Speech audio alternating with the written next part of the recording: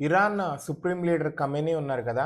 ఆయన్ని అవసరమైతే చంపేస్తామని చెప్పి నెతన్యాహు చెప్పాడు కూడా. ఆయన్ని చంపడం అనేది వార్ ఆగిపోతుంది ఆయన చంపటంతో అని చెప్పి అన్నారు. సో, అది కూడా మేము చూస్తున్నాము అన్నట్టుగా నెతన్యాహు కుదిరితే చంపేస్తాం అన్నట్టుగానే క్లియర్‌గా చెప్పారు. అయితే ఖమేనీ ఎప్పుడు ఒక 10 మందితో మెయిన్ వాళ్ళు ఉంటారు. వాళ్ళ దగ్గర నుంచి సలహాలు తీసుకొని దేశాన్ని నడుపుతా ఉంటాడనమాట. 1999లో గాని, 2009లో గాని, మొన్న 2022లో కూడా ఖమేనీకి అగైనిస్ట్‌గా అక్కడ రెబెల్స్ ప్రొటెస్ట్ చేస్తుంటే వాటన్నిటిని కూడా వీళ్ళ హెల్ప్ తోనే తొక్కేశాడు. అయితే వీళ్ళల్లో కీ మెంబర్స్ ఉన్నారు కదా! వీళ్ళల్లో ఒక 5గురిని చంపేసింది ఇజ్రాయెల్ వాళ్ళు. దాంతో ఇప్పుడు ఖమేనీ ఐసోలేట్ అయిపోతున్నారా అని చెప్పి అంటున్నారు. ఖమేనీ బాగా స్టబాన్ అండ్ డెసిషన్స్ చాలా ఆలోచించి తీసుకుంటారు. కానీ వీళ్ళందరి హెల్ప్ తోనే డెసిషన్స్ పర్ఫెక్ట్ గా వస్తాయి. వీళ్ళందరినీ చంపేయడంతో ఇప్పుడు ఒక రాంగ్ డెసిషన్ చాలు మొత్తం కుప్ప కూలిపోవడానికి. డెసిషన్ స్కేర్సిటీ అనేది అయిపోయింది. ఖమేనీ ఒక్కడే ఐసోలేట్ అయిపోతున్నారు అని చెప్పి అంటున్నారు. నెక్స్ట్ సక్సెసర్ గా ఖమేనీ కొడుకుని అనుకుంటున్నారు. అతను మొత్తం ఈ షాడోస్ లో